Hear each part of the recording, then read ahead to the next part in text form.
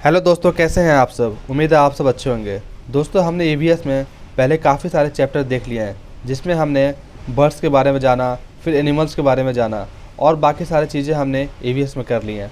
दोस्तों, आज हम कुछ ऐसे पेड़ पौधे के बारे में जानेंगे जिससे रिलेटेड क्वेश्चन आपका सीटेट के एग्ज़ाम में देखने को मिलता है। ये सीटेट पेपर 1 के लिए काफ़ी ज़्यादा इंपॉर्टेंट है। तो चलिए शुरू करते हैं बिना किसी विलंब के। सबसे पहले हम देखते हैं घास, जिसे हम ग्रास के नाम से भी जानते हैं। The grass plant is spread more inside the ground than it above the ground. दोस्तों, घास का पौधा क्या होता है? घास का पौधा जो है जितना ज़मीन के ऊपर होता है उतना ही ज़मीन के नीचे भी होता है। मतलब मान लीजिए जो घास हमको ज़मीन पे इतना दिखाई देता है, इसका इतना पार्ट वो ज़मीन के नीचे भी छुपा हुआ रहता है। घास की जड़ें बहुत मजबूत होती है, इन्हें खुरपी से खोद कर निकाला जा सकता है। दोस्तों, जब घास की ज़मीन के नीचे की गहराई इतनी ज़्यादा होगी तो उसे खोद कर निकाला जा सकता है, क्योंकि जितनी लंबाई उसके ऊपर होती है उतनी क्या होती है, उतनी उसके नीचे भी होती है।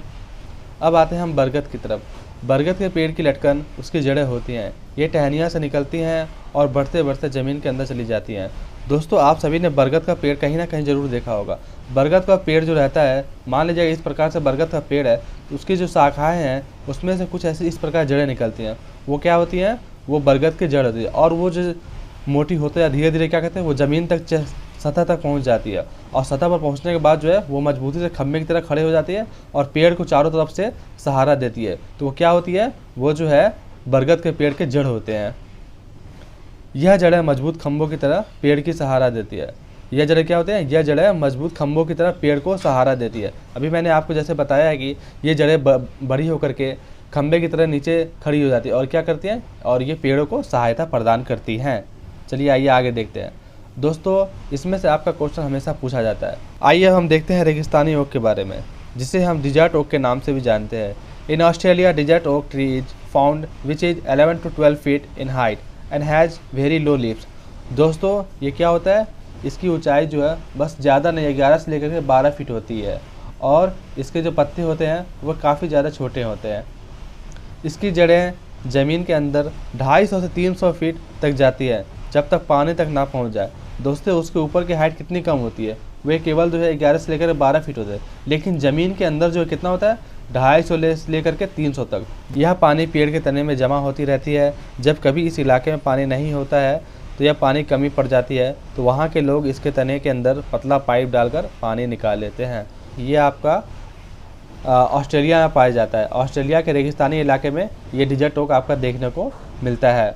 और ये कितनी गहराई तक जाता है? ये जो है 250 से लेकर के 350 तक फीट तक नीचे ज़मीन के जाता है। कब तक? जब तक जाता है जब तक कि ज़मीन के नीचे उसे पानी तक, वह सतह तक ना पहुंच जाए। और जब यहाँ पे, जब मान लीजिए अगर रेगिस्तानी एरिया है तो वहाँ पानी की कमी तो होगी। जब पानी की कमी होती है, वहाँ के लोग क्या करते हैं? पतले पाइप डाल करके उसमें से पानी निकाल लेते हैं और उससे अपना पीने के लिए इस्तेमाल करते हैं उस पानी को, क्योंकि वो साफ़ पानी रहता है जो कि ज़मीन की सतह से आता है। और ये सारा पानी कहाँ पे इकट्ठा हो जाता है? ये सारा पानी पेड़ की तना में इकट्ठा हो जाता है। अब आते हैं नेपेथिन्स की तरफ। नेपेथिन्स नामक पेड़ पौधा इंडोनेशिया, ऑस्ट्रेलिया और भारत के मेघालय में पाया जाता है। दोस्तों, आपके एग्ज़ाम में अगर पूछ दिया जाए कि नेपेथिन्स पौधा कहाँ कहाँ पाया जाता है, तो आपके एग्ज़ाम में ये 3 ऑप्शन रहेंगे, जिसमें से एक ऑप्शन गलत भी हो सकता है। तो अगर आपके क्वेश्चन में नेगेटिव दे दिया जाए कि इसमें से कहाँ नहीं पाया जाता है, तो आप उसको चूज कर लीजिएगा। या फिर ऐसा दे दिया जाए कि भारत के किस भाग में पाया जाता है, तो भारत के मेघालय क्षेत्र में आपका नेपेथिन्स पौधा देखने को मिलता है। यह पौधा कीड़े मकोड़े और छोटे जीवों का शिकार करता है। यह पौधा लंबे घड़े जैसे दिखता है, जिसके ऊपर पत्ते की ढक्कन लगा होती है और इसमें खुशबू होता है। दोस्तों, ये पौधा कुछ इस प्रकार से दिखता है। ऐसा इस प्रकार से घड़े की तरह होता है और इस तरह से इसका आगे की ओर सिरा निकला होता है, और इसमें से एक प्रकार की ऐसी खुशबू निकलती है जिससे सूंघ करके कीड़े मकोड़े इसके अंदर तक, यहाँ तक पहुँच जाते हैं, और उसके बाद फिसल करके फिसलन से वो नीचे गिर जाते हैं इसके अंदर, जिसकी वजह से कीड़े मकोड़े उसके अंदर फंस जाते हैं। नेपेथिन्स पौधे को घटपर्णी पौधा भी कहा जाता है। इसको क्या बोलते हैं? इसको हम अपने इधर घटपर्णी पौधा के नाम से जानते हैं। बाहर इसे नेपथिन कहते हैं और इंडिया में इसे घटपर्णी पौधा के नाम से जानते हैं। बीज को प्राचीन समय में सूखी लौकी में रखकर उस पर मिट्टी का लेप कर देते हैं, और नीम की पत्तियां इन्हें कीड़े से बचाती है। दोस्तों, आज भी हम लोग इधर ऐसा करते हैं, जो कि सूखी हुई लौकी में बीज को डाल देते हैं, जो कि उसको ख़राब होने से बचाती है। और उस बीज का इस्तेमाल हम कब करते हैं, जब मौसम आता है बीज का, तो उसका हम इस्तेमाल करते हैं। पौधे स्वयं भी अपने बीजों को दूर फेंक देते हैं और कपड़े में चिपक कर तथा पानी के जरिए भी ये एक जगह से दूसरी जगह जाते हैं। दोस्तों बीज इस एक प्रकार से सफ़र करते हैं। वो कभी आपके कपड़े में लग करके या फिर हवा की मदद से जो है एक जगह से दूसरी जगह फैल जाते हैं। सोयाबीन की फलियां पककर फट जाती है और उसमें से बीज बाहर निकल जाते हैं। दोस्तों सोयाबीन की फलियां क्या होती है, फट कर बाहर निकल जाती है और उसमें से बीज बाहर निकल जाते हैं, जिससे बीज दूर जाता है और उससे नया पौधा जन्म लेता है। काली मिर्च, सौंफ, गेहूँ आदि बीज होते हैं। दोस्तों आपके एग्जाम में इस प्रकार से भी क्वेश्चन आता है कि ये इसमें से कोई बीज के समूह कौन कौन से हैं, तो आपका काली मिर्च, सौंफ, गेहूँ, ये सब क्या है, ये सब जो है बीज के समूह हैं। नाशपाती, भिंडी, करेला, खीरा, टमाटर, चीकू आदि में बीज नहीं होते हैं। दोस्तों अगर आपके एग्जाम में इस प्रकार से क्वेश्चन आ जाए कि किसमें से बीज होता है, किसमें बीज नहीं होता है, तो आप ख्याल रखें। दोस्तों नाशपाती, भिंडी, करेला, खीरा, टमाटर, चीकू आदि में क्या होता है, इन सब में बीज होता है। आपने काट करके देखा होगा, इनके अंदर छोटे छोटे बीज देखने को मिलते हैं। मिट्टी में गोबर मिलाने से मिट्टी में कीड़ा नहीं लगता है। दोस्तों हम लोग की तरफ गांव में देखते होंगे कि गोबर से आंगन को नीपा जाता है, जिससे क्या होता है, इसका फ़ायदा ये होता है कि गोबर में जो है मिट्टी में क्या होता है, कीड़े नहीं लगते हैं। फसल, एक प्रकार की फसल उगाने और केमिकल्स को यूज करने से ज़मीन बंजर होती है। दोस्तों अगर हम एक ही तरह की खेती जो है एक खेत में हम करेंगे, उससे हमारी फसल क्या हो जाएगी, ख़राब हो जाएगी। दोस्तों आजकल इतने सारे केमिकल्स आ गए हैं मार्केट में, जिसको खेत में डालने से कुछ समय के लिए खेत तो हरा भरा हो जाता है, परंतु वो खेत क्या है, एक तरह से बंजर हो जाता है। इसलिए हमें ज़्यादा से ज़्यादा जो है प्राकृतिक खाद का इस्तेमाल करना चाहिए। क्रोटॉन पौधे ज़मीन के बारे में उसकी दशा बता देती है, यानी सिग्नल दे देती है। दोस्तों क्रोटॉन पौधा क्या होता है, क्रोटॉन पौधा जो है ज़मीन के बारे में उसकी दशा को बता देते हैं कि ज़मीन कितना सूखा है और कितना गीला है। क्रोटॉन पौधों की जड़ ज़मीन में ज़्यादा गहरी नहीं जाती है। जब मिट्टी सूखने लगती है तो इस पौधे की पत्तियां सूखने लगती है और झड़ने लगती है, जिससे मिट्टी का पता चल जाता है कि मिट्टी सूख रही है। तो यह एक प्रकार का सिग्नल होता है। दोस्तों क्रोटॉन पौधा क्या होता है, ये ज़मीन की ज़्यादा गहराई तक नहीं जाता है। जाहिर सी बात है, अगर ज़मीन की ज़्यादा गहराई तक नहीं जाएगी तो उसके पत्ते सूखने लगेंगे, उसे पानी की कमी महसूस होगी। तो इससे क्या होता है, इससे किसान को सिग्नल मिल जाता है कि ज़मीन सूखा हो गया है। जड़ें पौधों का सहारा देती हैं, जल तथा खनिज को अवशोषित करने और ह्यूमन्स उपलब्ध कराती है। दोस्तों जड़ का क्या काम होता है, जड़ का काम होता है पेड़ को सहारा देना, अवशोषित करना और ह्यूमन्स उपलब्ध कराती है। दोस्तों इन सभी बात का भी आप एग्जाम में ख्याल रखेंगे कि आपसे पूछा जा सकता है कि जड़े का क्या उपयोग है, तना का क्या उपयोग है और पत्तियां का क्या इस्तेमाल है। तो सभी चीज़ का अपना अपना एक यूज होता है। सब्जियां, अधिकतर सब्जियां पौधे फूलों होती हैं और कुछ सब्जियां पौधों का फल होते हैं। क्या होते हैं दोस्तों, याद रखेंगे, अधिकतर सब्जियां क्या होता है, वो जो है फूल होती हैं और कुछ सब्जियां क्या होती हैं, कुछ सब्जियां फल होती हैं। हरी मिर्च, टमाटर, आलू कहाँ से आया था, ये आपका आया था साउथ अमेरिका से। दोस्तों इस प्रकार से क्वेश्चन भी आपके एग्जाम में आता है कि कौन सी सब्जी आपका कहाँ से आया था, तो आपका हरी मिर्च, टमाटर, आलू कहाँ से आया था, वो आपका आया था सबसे साउथ अमेरिका से। दोस्तों इन समूह को भी आप याद कर लेंगे। फिर गोभी और मटर हमारा यूरोप से आई थी। कॉफ़ी, बीन्स और भिंडी ये कहाँ से आया था, ये आपका आया था अफ्रीका से। और सोयाबीन कहाँ से आया था, सोयाबीन जिससे हम लोग इस्तेमाल बहुत काफ़ी फायदेमंद चीज़ होता है, ये प्रोटीन का एक अच्छा स्रोत है, इसलिए कहाँ से आया था, ये आपका चीन से आया था। इसका तेल भी बनता है। दोस्तों हम तो पेड़ पौधों के बारे में जान रहे हैं, परंतु केचुआ भी किसानों का मित्र कहलाता है। इसका भी सीधा संबंध पेड़ पौधे से ही है। दोस्तों केचुआ ज़मीन में छेद बना करके मिट्टी को मुलायम कर देता है। ज़मीन को इन छेदों से हवा और पानी मिल जाती है। दोस्तों केचुआ क्या करता है, वो ज़मीन के अंदर जो घुसता है तो ज़मीन को जो है उबला मतलब हल्का सा मुलायम बना देता है, जिससे क्या होता है, ज़मीन को सांस लेने में मदद हो जाती है। केचुए मृत पत्तियों और पौधों को खाते हैं और इनके मल से ज़मीन उपजाऊ बन जाती है। केचुए क्या करते हैं, अगर जो पत्ता सूख के गिर जाता है उन्हें ये खा लेते हैं और उनसे क्या, उसका जो मल निकलता है उससे क्या होता है, वो एक तरह से खाद का काम करता है और ज़मीन उपजाऊ हो जाते हैं। केचुओं को किसान का मित्र माना जाता है। आपके एग्जाम में अगर क्वेश्चन देखने मिल जाए कि किसान का मित्र किसे कहा जाता है, तो किसानों का मित्र हमारा केचुआ है। केचुओं को किसान का मित्र कहा जाता है। दोस्तों हम देखते हैं खेती के बारे में। झूम खेती का तरीका बिल्कुल अलग है। एक फसल काटने के बाद ज़मीन को कुछ सालों तक ऐसे ही छोड़ देते हैं, उसमें खेती नहीं करते। इस जगह को जो बांस या जंगल उग जाते हैं उसे उखाड़ते नहीं हैं, बस गिराकर जला देते हैं। यह राख जमीन में खाद का काम करती है। दोस्तों आपके एग्जाम में इस प्रकार से क्वेश्चन घुमा रहता है कि उसे क्या करते हैं, उखाड़ते हैं या ऐसे जला देते हैं। कभी कभी आपके एग्जाम में इस प्रकार से ऑप्शन दिया रहेगा, उसे उखाड़ करके जला देते हैं, लेकिन नहीं, उसे उखाड़ करके नहीं, उसे वैसे ही झुका देते हैं और उसमें आग लगा करके गिरा करके जला देते हैं। तो इस बात का भी आप ध्यान में रखेंगे, उखाड़ते नहीं है, बिना उखाड़े उसको गिरा करके जला देते हैं। और झूम खेती में क्या होता है, इसमें जो है फसल काटने के बाद ज़मीन को जो है कुछ सालों तक, कुछ दिन नहीं, कुछ सालों तक ऐसे ही छोड़ देते हैं, उसमें कोई भी हम खेती नहीं करते हैं। तो इसे हम क्या कहते हैं, इसे हम झूम खेती कहते हैं। ज़मीन को जलाते हुए आसपास के पेड़ ना जले, जंगलों को नुकसान ना पहुँचे, इसका भी ध्यान रखना पड़ता है। दोस्तों जाहिर सी बात है, अगर आग कहीं लगाएंगे तो उसका फैलने का आशंका होता है, तो वहाँ पर खड़े रह करके देखा जाता है कि कब तक आग बुझ जाती है। तो जब खेत में सारे जड़ों को झुका कर जला दिया जाता है तो फिर आग अपने आप बुझ जाए, इसका इंतजार किया जाता है। फिर उसके बाद क्या करते हैं, फिर जब इस ज़मीन में खेती की बारी आती है तो ज़मीन को जोता नहीं जाता, मिट्टी को हल्के हिला करके बीज छिड़क जाता है। दोस्तों आपके एग्जाम में इसमें से काफ़ी सारा क्वेश्चन देखने को बनता है कि झूम खेती में क्या होता है और क्या नहीं। तो इसमें क्या होता है, इसमें किस प्रकार से होता है, इसमें जो है हम खेत को बारी आते हैं, ज़मीन को हम जोता नहीं जाते, ज़मीन को क्या करते हैं, अपने इधर क्या करते हैं, ज़मीन को हम जो ट्रैक्टर से जोतते हैं या फिर बैल की मदद से जोतते हैं। परंतु इसमें झूम खेती में क्या होता है, इसको जोता नहीं जाता, सिर्फ हल्के जो है हिला करके बीज को छिड़क देते हैं। एक ही खेत में अलग अलग तरह के बीज जैसे मकई, सब्जियां, मिर्च और चावल बोए जाते हैं। दोस्तों इसमें कई प्रकार से सम्मिलित खेती की जाती है, जैसे कि बीज, मकई, सब्जियां और मिर्च और चावल जैसे क्या होता है, सभी को एक ही खेत में रोपा जाता है। हम लोग तो अपने इधर अलग अलग सारे चीज़ें अलग अलग टाइम पे खेत में करते हैं, परंतु इसमें क्या होता है, इसमें 4-5 तरह की सब्जियां और जो है अनाज जो है एक ही खेत में एक साथ बोया जाता है। फसल के समय भी अनचाही घास और पौधों को उखाड़ते नहीं हैं, उन्हें गिरा देते हैं ताकि वे ज़मीन को मिट्टी में मिल जाए, इससे भी ज़मीन उपजाऊ बनती है।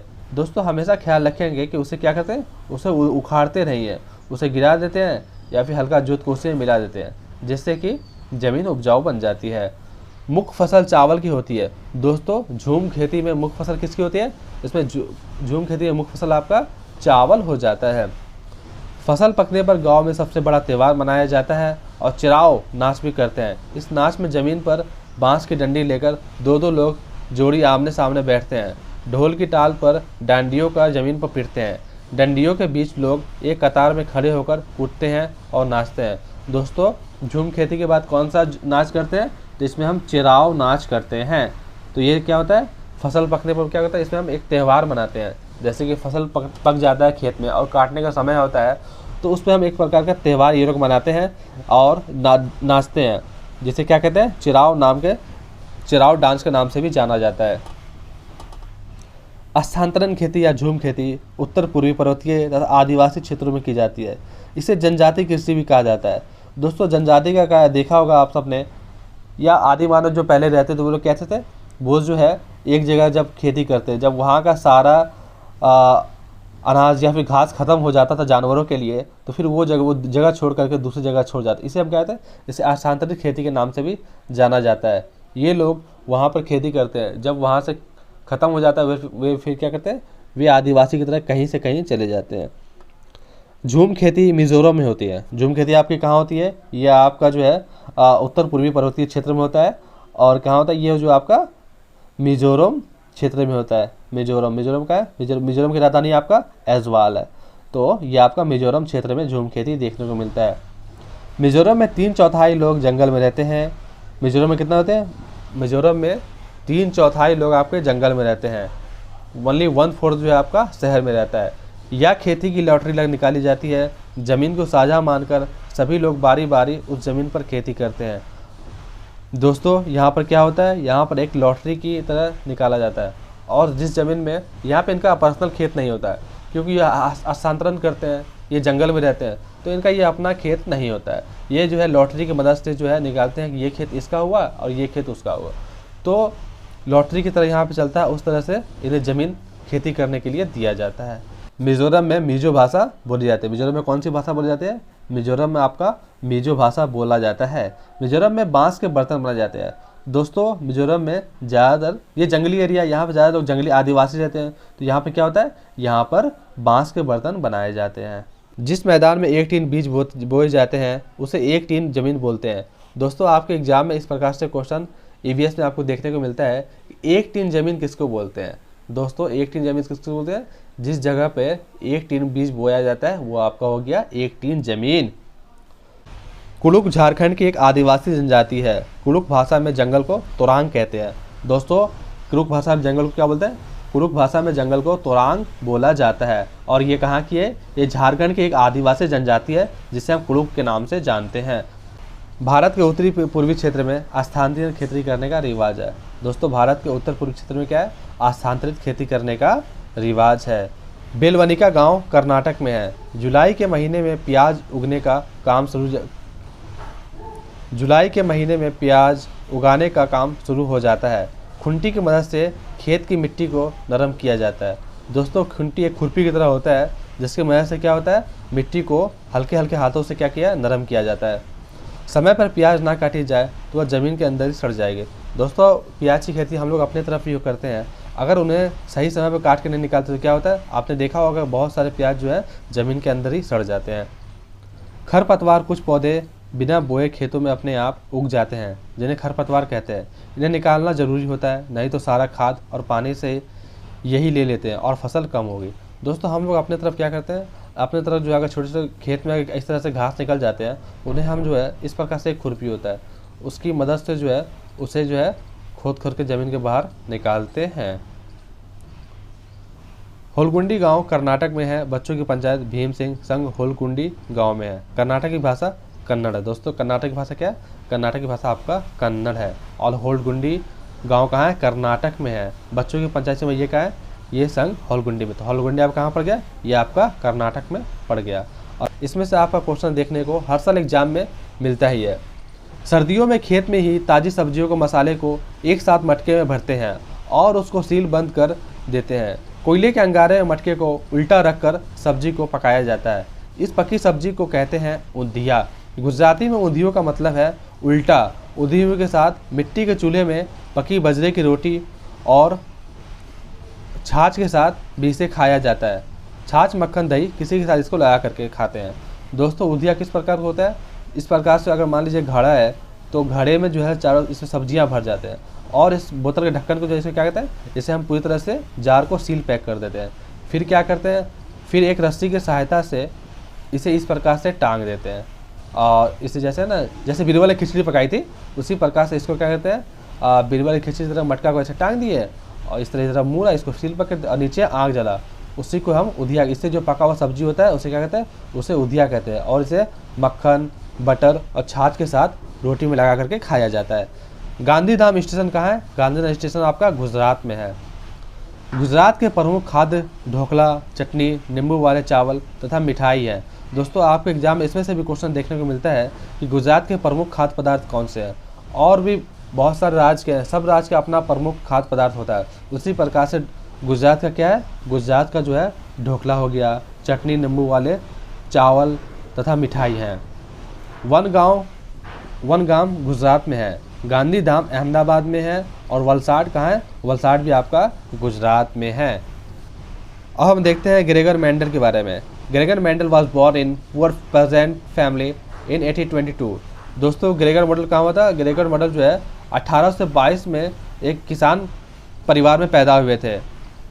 He conducts several experiments on 28,000 plants in the Montessori garden for 7 years and collected a lot of data। दोस्तों इन्होंने कितना लंबे समय एक सिर्फ पेड़ के पौधे पे आनुवंशिकता पे निकाला है। दोस्तों इन्होंने जो 28,000 पौधे पर शोध किया। दोस्तों हम 1 से 2 काम करके थक जाते हैं, परंतु इन्होंने 28,000 पौधों पर और पूरे 7 साल तक, दोस्तों ने 7 साल का लंबा समय जो है सिर्फ शोध करने में बिता दिया। वो भी जो विभिन्न प्रकार के पौधों पे इन्होंने शोध करने में 7 साल अपना बिताया। मटर के पौधे के कुछ गुण होते हैं जो जोड़ियों में आते हैं, जैसे बीज या तो मुलायम होगा या खुरदुरा, और इनकी निकली अगली पीढ़ी के बीज भी या तो मुलायम होंगे या खुरदुरे। बीज का रास्ता कुछ नहीं होता। दोस्तों इन्होंने आनुवंशिकता का खोज किया था। दोस्तों इन्होंने मटर के पौधे पर 7 साल तक ये शोध किया और उसके बाद निष्कर्ष निकाला कि अगर मटर का एक पौधा एक दाना खुरदुरा है तो उसका अगला पीढ़ी जो उस दाने का हम बीज को हम बोएंगे तो उससे निकला हुआ जो मटर का दाना होगा वो भी खुरदुरा या फिर चिकना होगा, वो अलग नहीं होगा। तो ये जो है आनुवंशिकता के बारे में इनका सिद्धांत था। तो मटर के पौधे पर शोध आपका किसने किया? उन्होंने ग्रेगर मॉडल ने मटर के पौधे पर शोध किया था। दोस्तों हम देखते हैं जंगल से रिलेटेड कुछ इंपॉर्टेंट रूल्स के बारे में जो कि हमें सीटेट के एग्जाम के लिए जानना अति आवश्यक है। जंगल अधिकार कानून 2007, जो लोग 25 साल से जंगल में एक जगह रह रहे हैं तो उन्हें यह कानून अधिकार देता है कि वह इस जगह पर जो चाहे वह उगा सकते हैं, उन्हें हटाया नहीं जा सकता है। दोस्तों जो अगर 25 साल तक जंगल में रह लिए तो उनका वो अपना हो गया, उन्हें आप वहाँ से हटाया नहीं जा सकता है। वो उनका एक तरह से वहाँ पे क्या हो गया, वो उनका घर हो गया, आप उसे किसी भी कानून के तहत हटा नहीं सकते। जंगल का संरक्षण वहाँ की ग्राम सभा करती है। दोस्तों जंगल का संरक्षण कौन करती है? वो वहाँ का ग्राम सभा करती है। खानों की खुदाई और बांधों का निर्माण करने से जंगल खत्म होते जा रहे हैं। दोस्तों जितना हमारा विज्ञान या हम तरक्की करेंगे उतना ही तेज़ी से हमारा जंगल जो है ख़त्म होने की कगार पे आ गया है। खानों की खुदाई और बांधों का निर्माण से क्या हो रहा है? जंगल की अंधाधुंध कटाई हो रही है, जिससे क्या हो रहा है? जंगल खत्म होते जा रहे हैं। बहुत सारे ऐसे जंगली जानवर हैं जो कि विलुप्त होने के कगार पे है और काफ़ी सारे तो विलुप्त हो चुके हैं क्योंकि उनके रहने के लिए सही वातावरण नहीं मिल पा रहा है। जंगल को हम अंधाधुंध कटाई कर रहे हैं। इन सभी से हमें परहेज करना चाहिए और इनके खिलाफ सख्त कानून उठाए जाने चाहिए। दोस्तों आज के लिए बस इतना ही। उम्मीद है आपको आज का यह सेशन पसंद आया होगा। Thank you.